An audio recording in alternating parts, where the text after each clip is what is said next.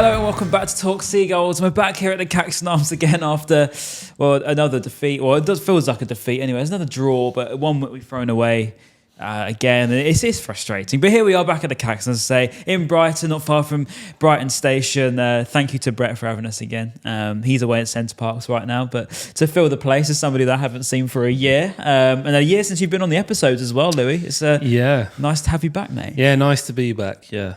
Yeah, it's been a year, do you reckon? Must have been, yeah. I think the last time we did this would have been October last year. So. God, I mean, I was talking to you about it off air, but what's changed about Brighton since last October? Because for me, it feels like more of the same, to be honest. The same sort of trends are there, and similarly, some of the good moments of football are still there as well. Yeah, I'd agree with you. I think the main issue that we've had, especially over the last 12 months, not only just not being able to hold a lead, as we've proved on multiple occasions, like the likes of Leicester and Southampton, just chucking 3 points away from positions where we really should have just sealed the deal.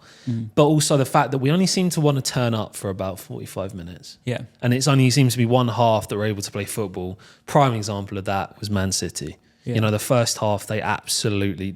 It's like we weren't even playing. Yeah. Haaland probably should have had 4 goals in the first half. And it was like we didn't turn up. And luckily enough, you know, the players did switch on for that second half and we were able to get the 3 points out of it. But I think Spurs was a good example of, again, that sort of same issue that we've had where we take the lead and we almost shut down or go into ourselves and sort of we'll do anything to preserve. We try and drop into a deep block and protect the lead. But teams sense that fear. They sense that fear in us that we're just trying to preserve. And then it means that we just get the pressure piled on, and eventually something will crack.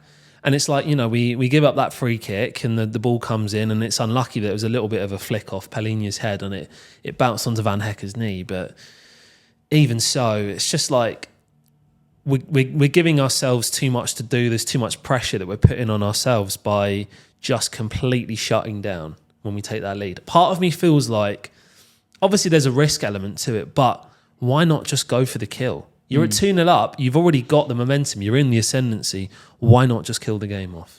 I agree, and I think when I cast my mind back to about a year ago, the first one that comes to mind is that Newcastle away trip. And obviously we won that 1-0 and it was the best smash and grab ever. And I remember saying afterwards, and we were saying, obviously we got absolutely battered throughout the game, it has to be said, but Danny Welbeck came up with the goods and we came away with the 3 points. And it felt like a really strange version of Brighton. I remember saying it was a bit of a one-off, remember?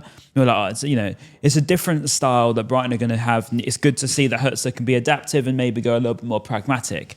And of course, over the last year, you'd probably say, that pragmatism is still there, but it's probably not quite as effective, I'd say. I feel like it's almost a bit of a conflict between tactics. And actually in the first half the other day, I feel like it actually did work quite well. I mean, trying to absorb the pressure and just send Minte away. Use Jorginho's ability and also Mitoma on the other side, who I didn't think had a great game in truth, but Minte particularly did. And that was a good idea for the first half. It did work to an extent. At the same time, though, obviously we weren't anywhere close to winning that game. And to be honest, when you look at the amount of balls into the box and the amount of times that Tottenham were around our area, that could have easily been 2 or 3-0, 2 or 3-1 before half time.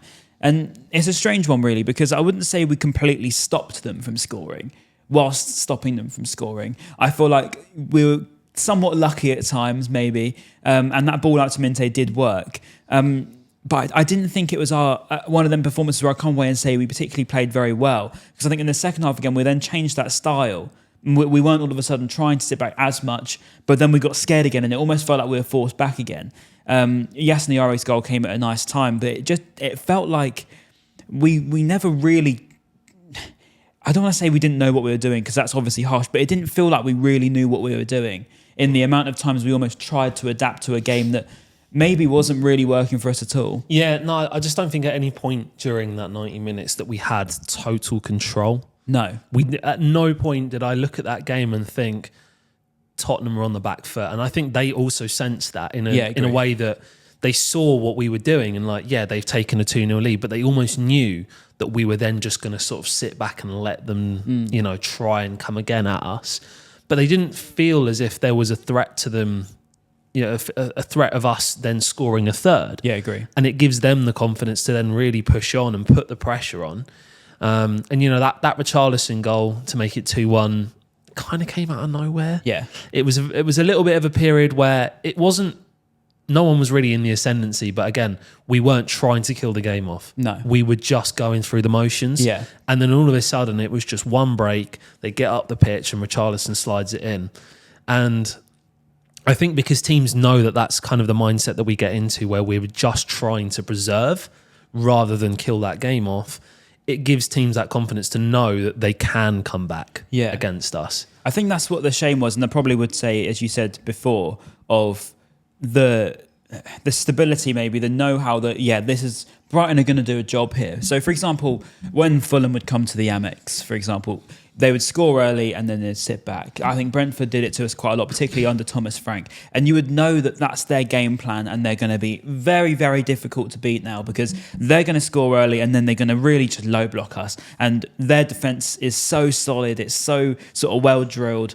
And another team that I could probably mention in that same notion is Nottingham Forest under Nuno, where they're so solid at the back and their pace on attack is going to kill you nearly every time because of how technically gifted someone like Gibbs White is and how fast Anthony Elanga was last season for him. And that style worked perfectly.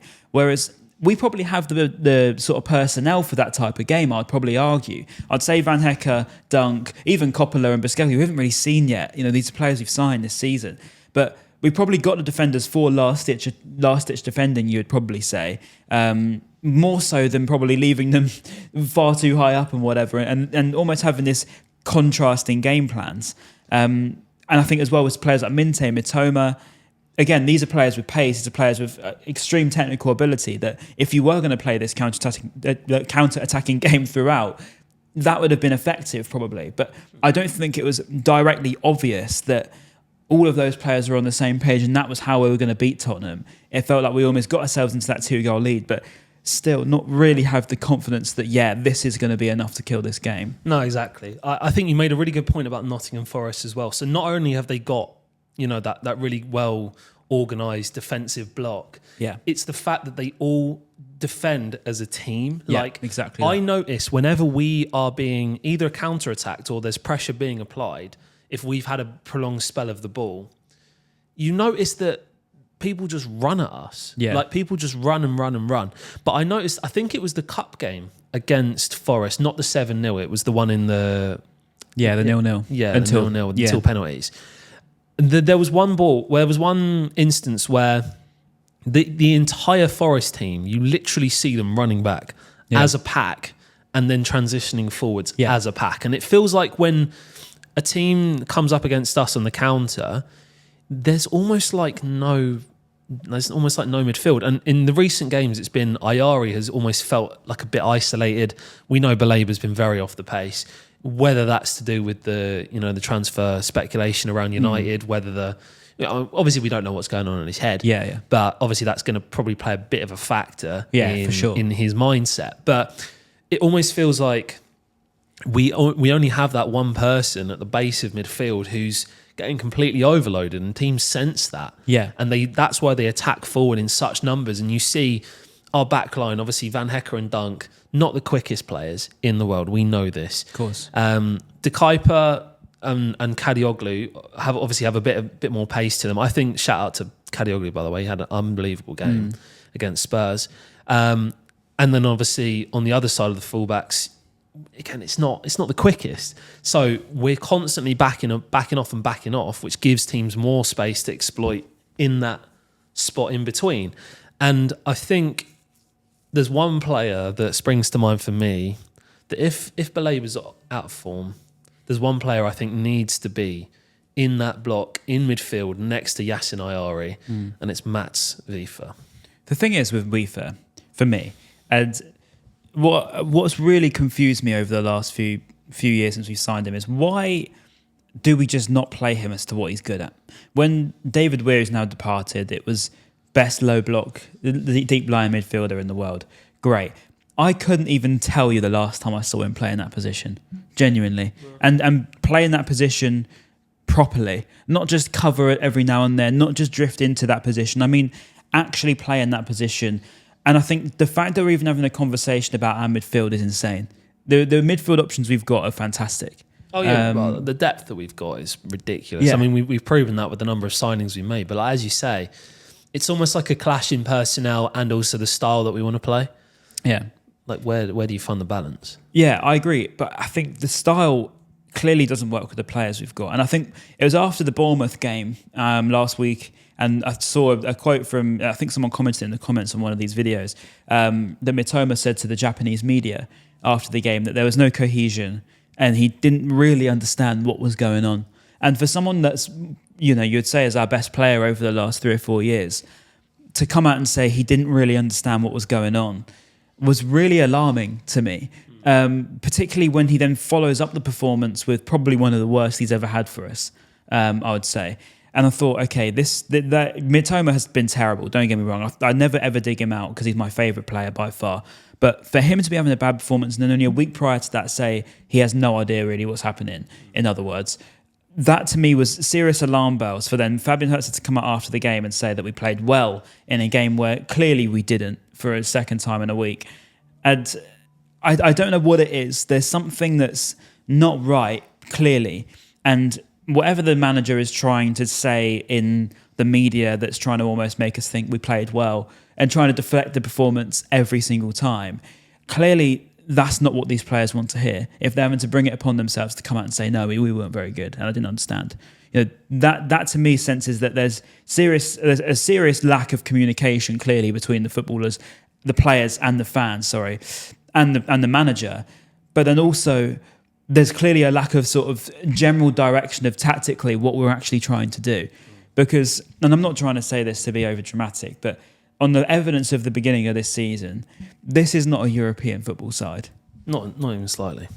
And that's quite alarming to me, because I think this is a side that easily could be. I think Mitoma is a player that would get into a Champions League team. Oh, easily. I mean, you look at the fact that he himself was the one that turned down a move to Bayern Munich and a move to Saudi Arabia.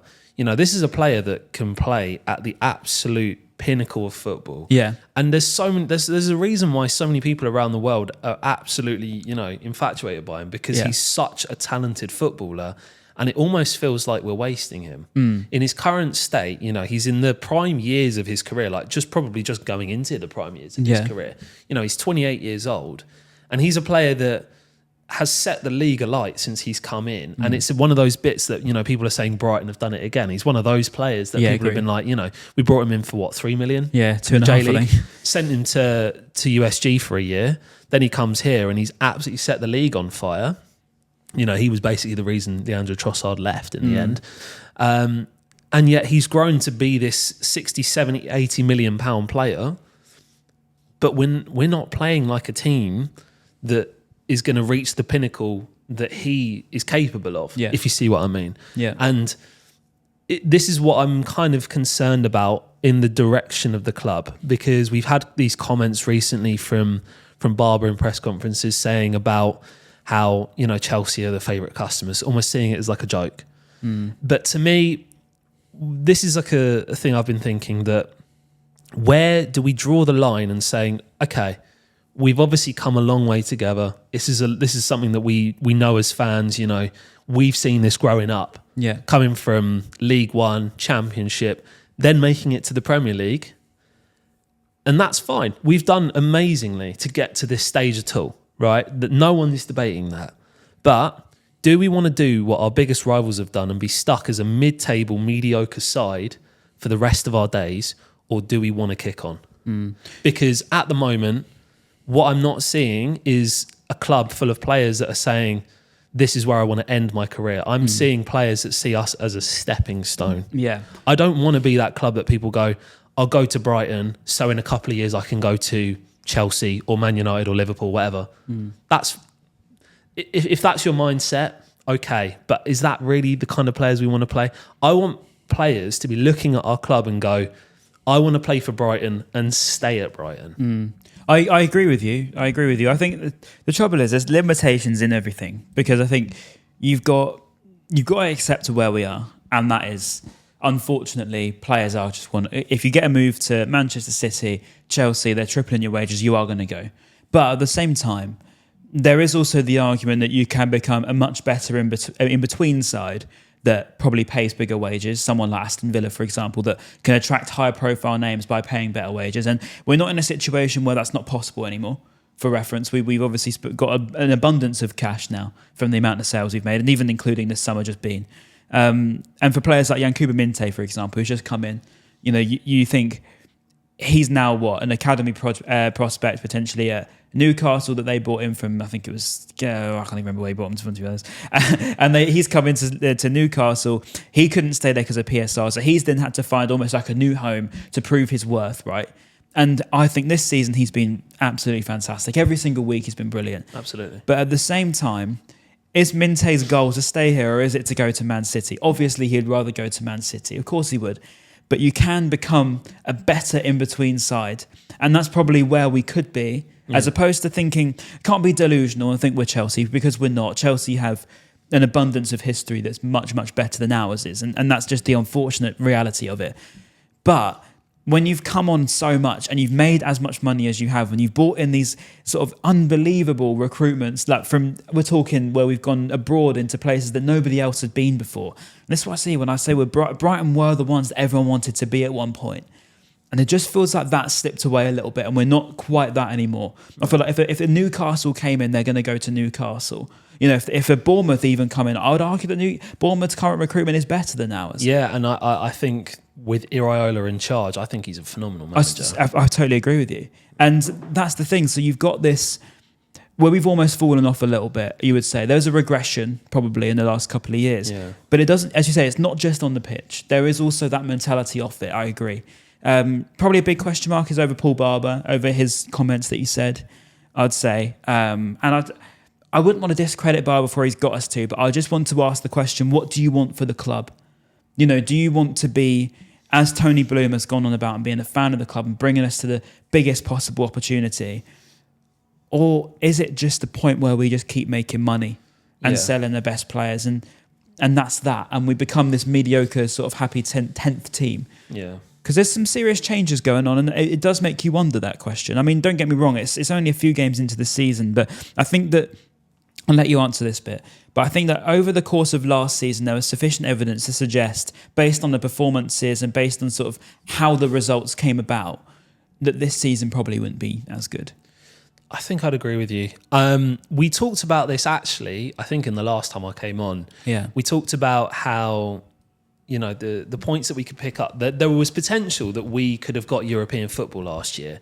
And we showed against the traditional Big Six, we picked up more points against them than we did against the teams that finished in the relegation zone. And those are the points you'd expect us to pick up, right? And I think it could have been the case that because we didn't get that European football, it might have changed a few minds of the players or the people within the club. But those points that we should have been taking, that we just, we weren't instinctive enough or sharp enough to take the 3 points where they were taken from us by the sides in the bottom three. That was the kind of the point where we lost the opportunity to get European football, and what should have been the surefire way to get European football. And we sort of threw that away of our own accord. And I think, like you say, it's all this about what the mentality within the club is. And again, that starts at the very top. It does, yeah. It's whether Barber's motives, because obviously we know where Bloom's heart is at, but Barber is a businessman, first and foremost. And how many times can we just keep trying to turn over revenue? And I know Bloom talked about this project like 2030, he called it, that he's got this ambition to solidify us. I'm not sure whether he said it was a European or a top 10 club, but if he's got these aspirations, maybe the idea is you keep selling and selling and selling until you have a literal war chest where you could spend £1 billion in one window. And then all of a sudden you've built an absolute super team. But at the moment, I think we're running a really fine line here that we end up doing what Southampton did, which was, again, we're prioritising the sale of players and bringing in complete unknowns that aren't proven. I think as well on the proven piece is, I think in the last couple of years, there's an argument to suggest that the actual recruits haven't actually been quite as good as their predecessors. I actually do. We've spent the João Pedro money on the Greeks, who we haven't seen yet. I still think £50 million to spend on players that have spent more time playing under 23s football is absolutely berserk. It's insane. And if they're not ready, why do we not loan them out? Yeah. Why do we buy them at all? Yeah. Sure, they might have good potential on Football Manager or something like that. But unless you're bringing in these players for that amount of money, you have to expect them to be bringing in to make an impact. Yeah, I agree. I know £30 million in the grand scheme of things in football today isn't quite the same as it used to be. Like a £30 million player, even 10 years ago, would have been someone that you'd expect to play in for a top 6 club. Yeah. Whereas 100%. now, we're spending it on a kid who's 19 years old. And don't get me wrong, this is nothing on Kostoulis at all, because clearly he needs some time. And he hasn't been given a chance to show what he can really do. But £30 million on a 19-year-old, and he's not even going to play. Yeah. What does that say, and who does that say something about within the club's hierarchy? Well, I wrote a piece for Dogma in their new issue, by the way. Go get it. It is really good. It is really good, actually. It's written by a load of Brighton fans. Brett did a piece as well about his interview with Fatboy Slim, which was absolutely crazy. But ironically, I wrote about the players that would leave. And I called it Keep What You Got. Well, actually, we sort of agreed on that one. I think they might have used that. And I'll just read you the first little bit here, and you can tell me what you think. I said, remember when players would last forever? Club legends, young players who turn into men, and anything less than 5 years of service would feel like a disservice. Because do you remember during our championship era, where we would have players like Knockout, Stevens, Sam Bulldog. For sure. But transfer requests would come in. There was bigger clubs at the time, Newcastle. I feel like I remember West Brom going for Lewis Dunk, Fulham as well. Yeah, I think he agreed to deal with Fulham, didn't he? Yeah, Dale Stevens was wanted by Burnley as well. Yeah. These were all Premier League teams at the time. And it was, we won't sell to them because we need them to get out of this league. Mm-hmm. And we flat out said no. And probably the most impressive one was probably a Knockout at the time, who I thought was the best player in the championship. And without Dale Stevens, we weren't the same player. And I referenced to this, and we just made it improbable that they would even go. We would literally say no. Whereas I feel like now that doesn't really happen. That model has changed, where the young players now, they're not here to just live forever, really. No, they're not. Ben White was the first of the lot. Do you remember when we first got rid of him, and it was like, okay, we've sort of changed. Okay, there's an academy graduate, but the Arsenal interest we can't ignore. Yeah, 50 million we couldn't ignore. That's something you can't ignore. I think you make a really good point here, and this is something I kind of thought about, is that obviously players see Brighton as that stepping stone, but they also know that they are replaceable. And I feel like that does play into a lot of players' minds, because they think Brighton are going to go and scout some 17-year-old from the Bolivian third division, for example, and he is going to be my successor or someone that's going to, replace me at the club. So players are almost fighting to get they're not, at the moment, it doesn't really feel like they're fighting to be the top dog and just stay here. They're looking like they need somewhere to step on and go somewhere else. But like you say, we don't have those players that are staying for like 5 years or more. The only players at the moment, obviously we've got Dunk, but who else has really been at the club for an extended period of time? Not really any. And this is why I'm referencing Mitoma so regularly, because it's like, well, Mitoma's probably the one that's been here for longer, and he only signed in 2021 and had a loan after that, by the way. Yeah, I mean, other than maybe him or Van Hecker. Van Hecker, again, had loans, so he's only had 2 or 3 years of playing first-team football. Yeah. He came in under De Zerbi right at the end of that season. Yeah, he did. So that's only a couple of years. And I think this is what's the scary thing for me is, okay, well, where's the club going? If we get to summer next year and we're then looking at players like Baleba, Van Hecker, etc., Mitoma, Minte even, I wouldn't be surprised if they want to go. Why? Because if we're not in Europe again, or we're not going to prove that we want to be in Europe again, or we don't want to prove that we could be there, why not just go? Because if I was Mitoma right now, and I'm looking at players like João Pedro, etc., and I'm seeing them all fly at big clubs playing in the Champions League, I'm thinking, I could be doing that. I could easily be doing that. And I mean, I'm not saying that he necessarily would think like that, but clearly there's something playing on Carlos Baleba's mind right now. Yeah. I do think, though, just to reference Carlos, I actually thought he was better in that first half than he has been for the rest of the front end of this season. Yes, I think the sub, again, maybe it's just like a sort of management thing just to see where he's at, but like you say, that was probably his best performance. Again, still nowhere near the level we expect from him, or we've come to expect from him. But, you know, it was the other games he's played this year where he's been very sloppy on the ball, tried to hold it too long or do too much with it. Yeah, I agree. That's not the Baleba we know. But again, like you say, it might just be something playing on his mind that he's just thinking, you know, he knows the level he can play at. And I think a lot of the players do know the level that they can play at. But whether they think it's going to be playing that level at Brighton, well, if he's burning his transfer value into the ground, then there's also that one as well. Well, there is also that one, but I just can't see that being the case. I'd like to hope not, anyway.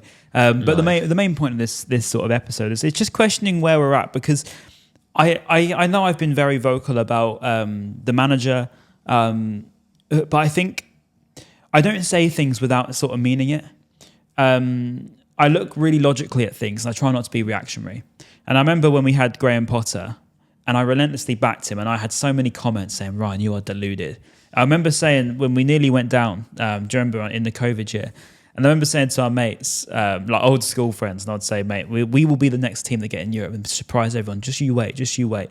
Laughing at me, saying, oh, well, you know what you're talking about. You're crazy. But I was like, but I can see on the pitch what we're doing.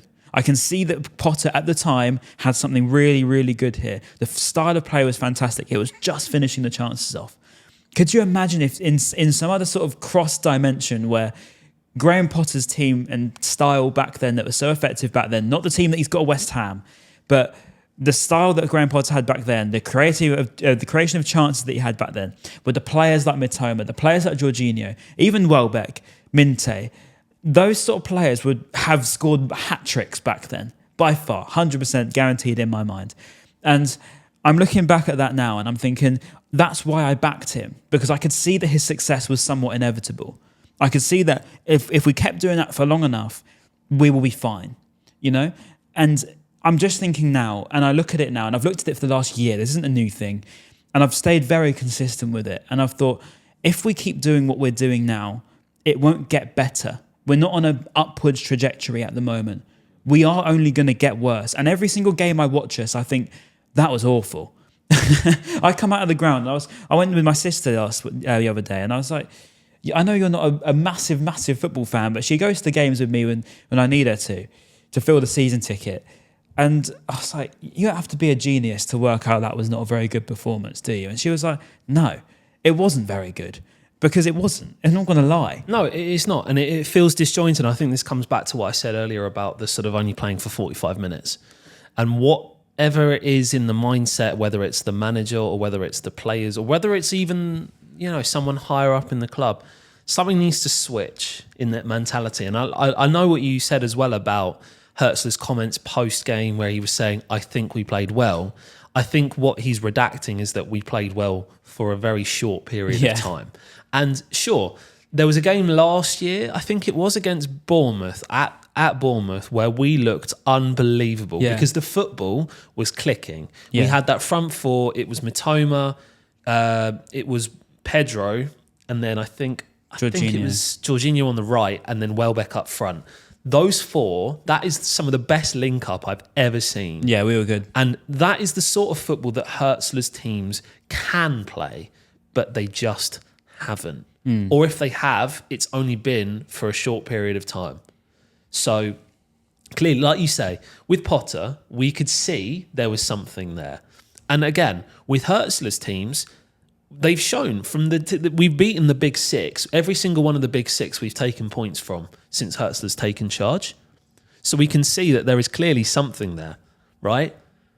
But for whatever reason, we just can't hold it together for long enough to just kill games.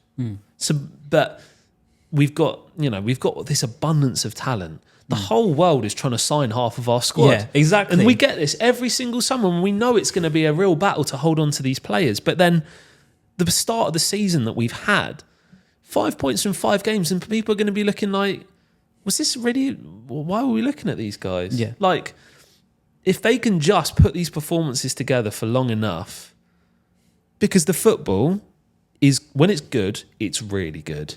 But when it's bad, it's unwatchable, genuinely unwatchable. And it's that sort of pass sideways, back to the keeper, knock it long to a 5'10" striker.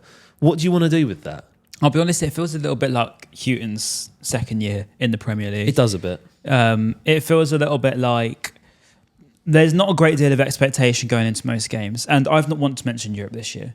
Not once. I mean, someone said we need to stop this crazy talk. I haven't said it.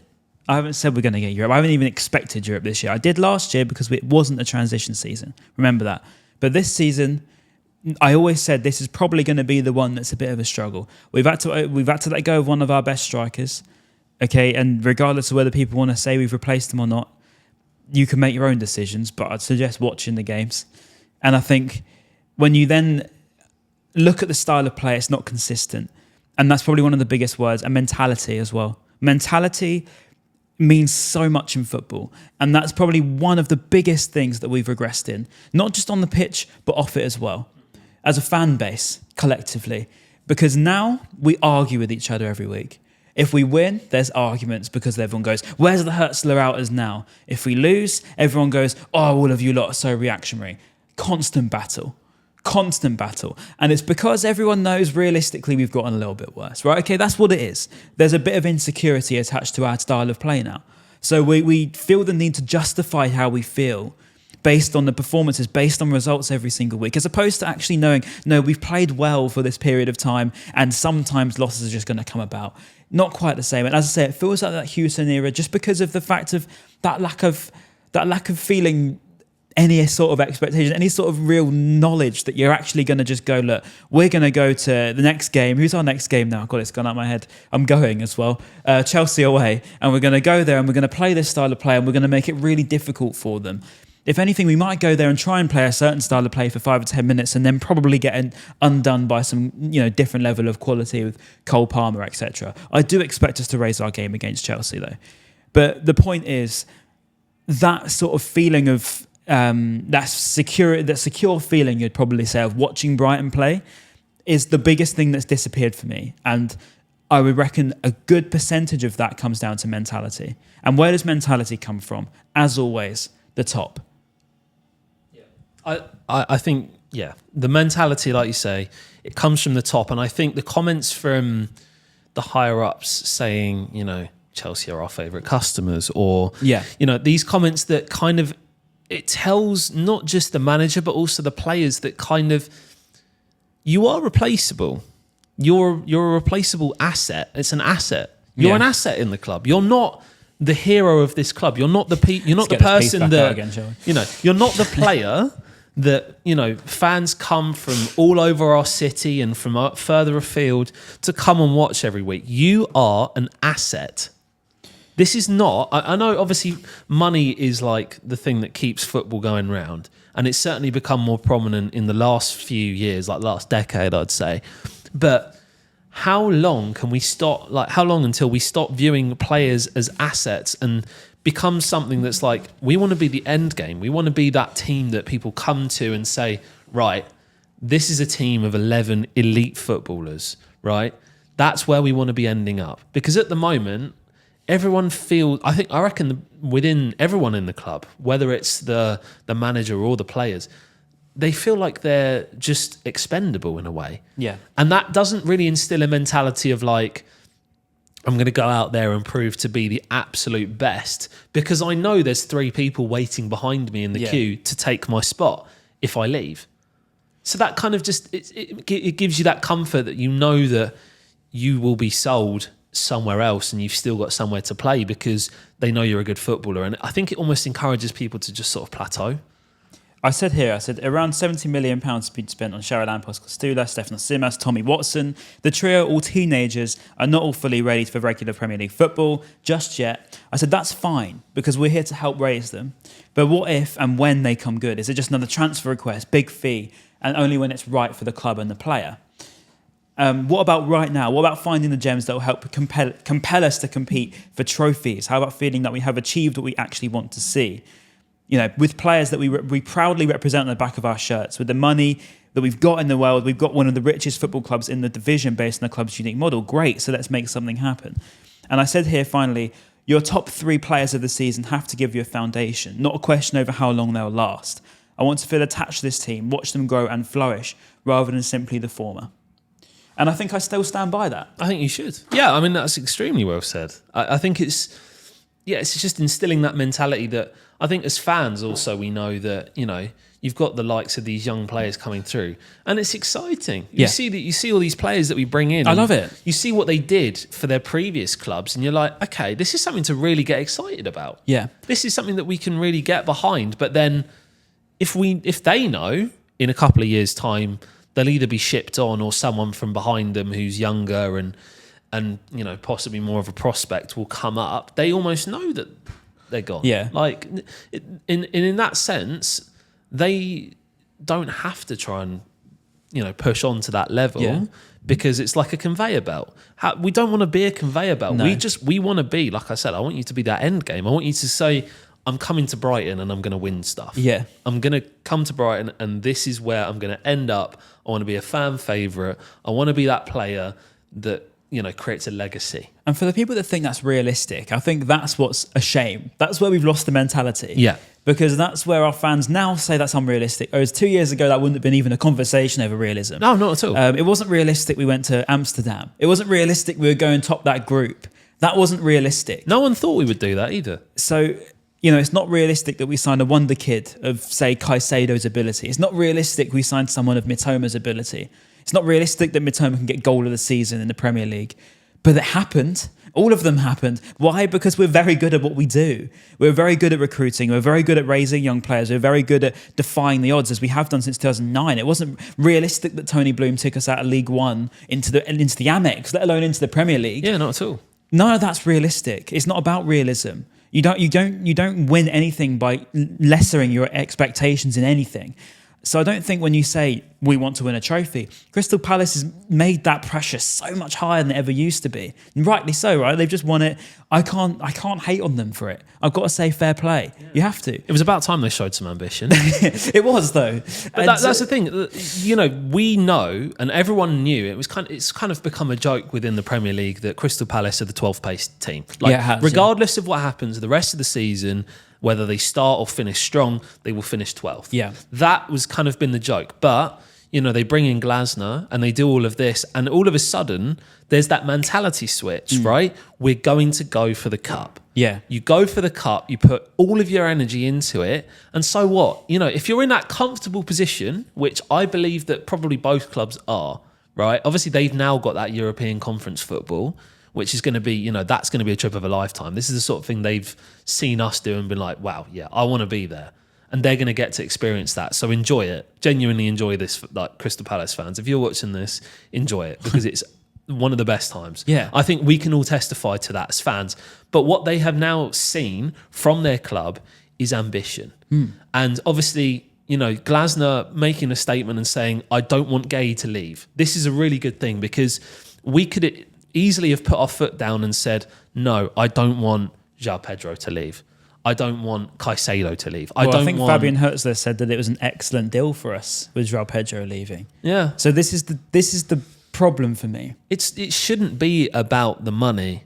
No. In any sense. It's not like we can generate this amount of money for this player. It should be, I'm sad to see him go because we know how important Pedro was as a player for us. I still don't think he was the most important part of that side, don't get me wrong, but we know that his goals were so crucial for us, not just last season, but also in Europe. That season, we started slowly and it was a bit of a grind getting through that because we were in so many competitions. Yeah. But Pedro was that player that sort of in that European season, he scored so many crucial goals. And it just got us there. And that's the kind of mentality that I want to see from more of our players is stepping up into that role and not thinking, I'm going to get a move in a couple of years.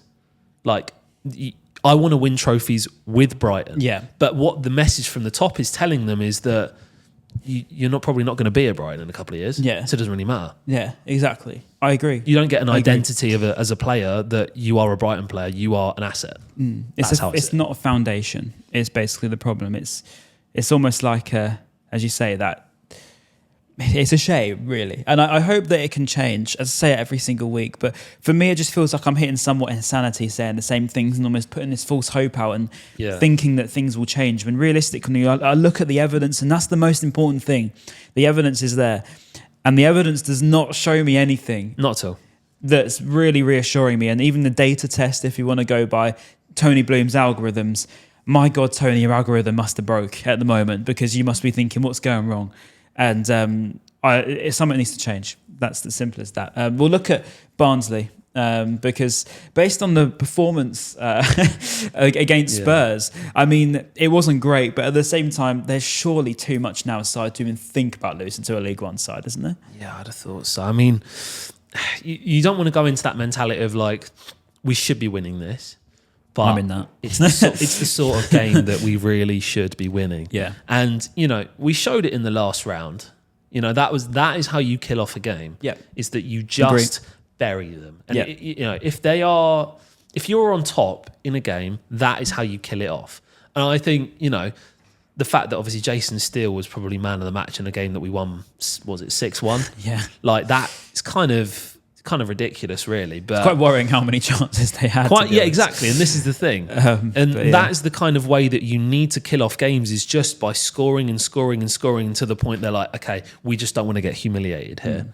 But that, I think, with Barnsley, you've got to pay respect to them, because, you know, there's a reason they're in the League One. So, you know, they're not just going to be someone that we can walk over, but we need to show why we are a Premier League side. Yeah, we go there and win. I'm sorry, that's simple as that. Don't do a Man United Grimsby. That was embarrassing. That was terrible. You go and do exactly what we did in the last round. Just go there, win, and really prove that we're the better side. It'd be interesting to see if you get a couple of moves. I think it would be nice to see Watson play. I really want to see a bit more of him. I don't know enough about Tommy Watson to ever make judgment. No. Charalampos Kostoulas, surely he's able to play against the League One side, because You'd if he's not, I really don't know why we spent 30 million exactly. on the poor kid. This is what we've got to be questioning. So I'd like to see Kostoulas, I'd like to see Zimas, I'd like to see a lot of these sort of players that we've just signed, Coppola, Bascagli, the new signings, it'd be good to see them. Weaver, I think it'd be nice to see him too.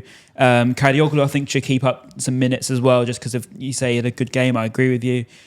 He did end up getting beaten by Kudus at the end, which is probably a suggestion of fitness, probably more than I'd say it's else. probably fitness, because for 85 minutes, he kept Kudus quiet. And I reckon if it hadn't been for him, I reckon we would have been absolutely ruined down I agree. Kudus was a handful the whole game, to be fair to him. So it was he had his work cut out there. So he did do well. It'd be nice to see him keep going. I do like Ferdy a lot, actually. He's a player that I have got in my head this season. Baleba, I think, as well, needs to start. I think he does. I think he's probably going to be afforded a lot more time on the ball, but that might just be enough just to sort of get him to tighten the screw a little bit. And then when he comes back to playing Premier League football, because obviously Chelsea's going to be a big game. Massive game. That's the game that you really need to tighten the screw, because they're not going to give you anything. No. You know, they've got Caicedo, who I'd argue is now one of the best DMs in the world. Yeah, I agree. You know, and we know how good he was for us, and he's now shown exactly why Chelsea paid as much money as they did for him. Yeah. You're not going to be afforded that much time or that much, leniency with the ball by a team like Chelsea, who will just eat you alive in that midfield. So he needs to. This is the game where he needs to just tighten things up again. Yeah. If he wants that.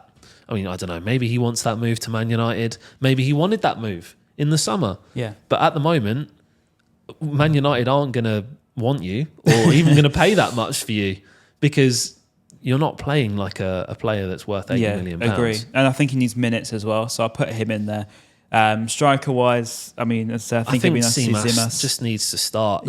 He showed in that game in the last round of the Cup that he can score a lot of goals, and he's actually surprisingly quick. Yeah. I think that's something we've lacked up front. Like we've seen in against Spurs how effective Minter's pace was in behind. And Seamas is alarmingly quick. I didn't realise how fast he was, but there was a through ball that got played to him from, I don't know. Do you know who he reminded me of? Sorry, just to cut you off, but he reminded me of like a young Evan Ferguson. He did. He's a very similar profile. He is a similar profile. A bit smaller, but he's got that, it's that sort of lengthy running style where he really can, when he gets a stride going, he is quick. I agree. And I think that is something that we've really, really lacked. Obviously, Welbeck, not the player that he once was, but he's that physical He's presence. probably similar to Welbeck in a weird way as well, actually. Maybe he's a blend of both. I'm talking about Welbeck when he was at Man United as a youngster. As opposed to Welbeck now. Welbeck now is a unit. Welbeck now is an absolute unit. He's a beast. But I think, it's just being a bit more dynamic. I think we miss that dynamism up front. Obviously, Welbeck is a very good hold-up player, a very good link-up player. But this might be Seamas's chance to prove that he can be that kind of striker. Agree. Because his finishing is clinical. It's really, really clinical. And obviously we don't know what to expect from Costellas, because let's be honest, neither of us have really watched a massive amount of football from my understanding, I've heard it's like a rawer version of Julio Enciso, which is interesting to me because Enciso was a very raw player. So how far off he is from football, I don't know. But I would like to see him. I'll just ask you as well on Chelsea, because there won't be another podcast pre-Chelsea or Barnsley. So this will be the last one sort of the week, which is a bit of a pain because of 2 games in the week. But I'd like to think, give me a prediction first on Barnsley. We've got to be winning that 3 or 4-0, haven't we? I think we'll probably let one in. I think it would probably be like a 3-1. Just, again, it's going to be one of those ones where they'll apply pressure early. I feel like we saw that in the last round of the Cup as well. Like, we had all this pressure applied to us. We saw it out, and then we went on and killed the game off, which is good. I think that's probably the way to do it, because they're going to come at us hard, because they've got nothing to lose, really, at that point. No, they don't. So I think 3-1's probably in an ideal world. Yeah. They won't be able to play Caelan Vickers. That's the shame. The one that's on loan from us as well, that everyone says looks just like me. I don't know if you agree. But Caelan Vickers won't be able to play. But the rest of the Barnsley team, I've got to be honest, my Barnsley memories are very limited. Just to when I think it was Sam Baldock scored that volley at their place a few years ago. I want to say Knockout scored as well. I feel like I remember a 5-1 game at the Amex all that time ago. I feel like we beat them quite well. I think it was Ashley Barnes, Craig McHale-Smith got a goal. Yeah. I'm trying to think of any other Barnsley memories before I go on to Chelsea. But for Chelsea's point of view, I think you've definitely got a game where they're going to want to kill us, of course. I know a certain somebody up front is going to want to score. It'd be interesting to see if he does a Luis Suarez dive against David Moyes. I can see that happening. I can see it happening too. I will be there. I'm interested, yeah. Don't do the same as last time. Yeah, interested to see what will happen with Chelsea. I think we should raise our game. It's going to be fiery. It's going to be very fiery. I think the players know, given the way that we've kind of, I wouldn't say rolled over for Chelsea, but we've kind of said, oh, look, here you go. Here's our best player. Here's our second best player. Here's one of our top players. You can have him. Obviously, we're going to take a lot of money from you, as we do, which is okay. Sure, if you're going to do business, you might as well get as much money out of them as you possibly can. But it's like, they know that we'll give them their best player. So certainly the last couple of years, there was definitely a lot of aggro in the game, a lot of tension.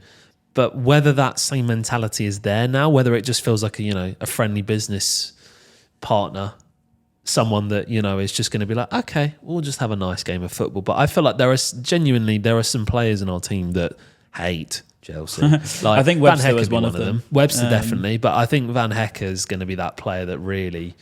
Yeah, he raised it. Joel Veltman as well, I'd like to imagine. Oh, Veltman. I mean, Veltman bleeds blue and white now. Yeah. That boy is one of my favourite all-time Albion players, because he gets it. This is quite a good point that we've been making, is that there are certain players that they almost feel like they're replaceable. Veltman is that player that wants to be at Brighton. Yeah. His head is nowhere else. Yeah. He's not thinking, there might be a big move coming in for me. Obviously, he's not as young as some of these other players that might be looking at getting moves, but he just understands what it means to play for Brighton in the same way that Lewis Dunk understands what it means to play for Brighton. Yeah, he really gets the fans as well. He does. He understands it. And I think if we can get that same mentality that we see in Veltman, we see it in Van Hecke, you can tell that Van Hecke really, really cares.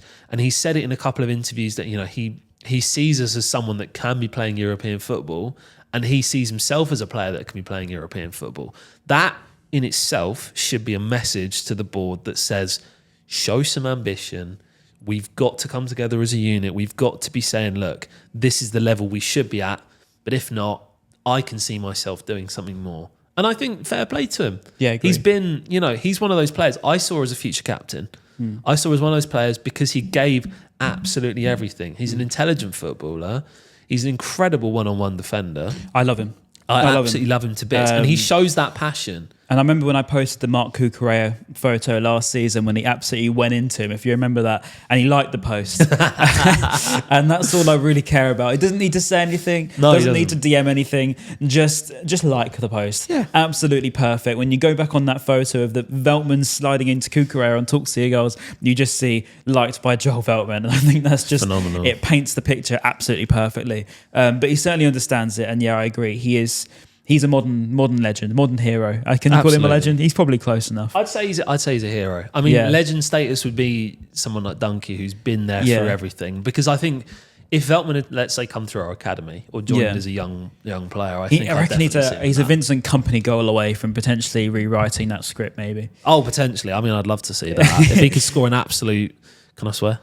Yeah. Thunder bastard. If he scored an absolute thunder bastard against Chelsea, gave it the big one to their fans, then maybe that title gets rewritten. I'd so Joel, if you're listening, my friend, I'll make a clip of this. Make sure you do it. But yeah, score predictions for Chelsea just before we wrap up. I'm going to say 1-1. I think it's going to be very cagey. Yeah.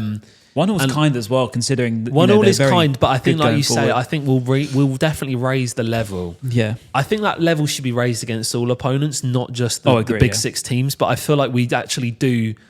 I almost feel like we take those games a bit more seriously. Like we're less complacent. The mentality is a shift. Like we know that against teams like City that can kill us really quickly, we're like, okay, we have to be on our A game. Yeah. But a team like, let's say, the stature of Bournemouth, who we can respect as a good team, but we're like, ability-wise, we're probably about the same in terms of player for player.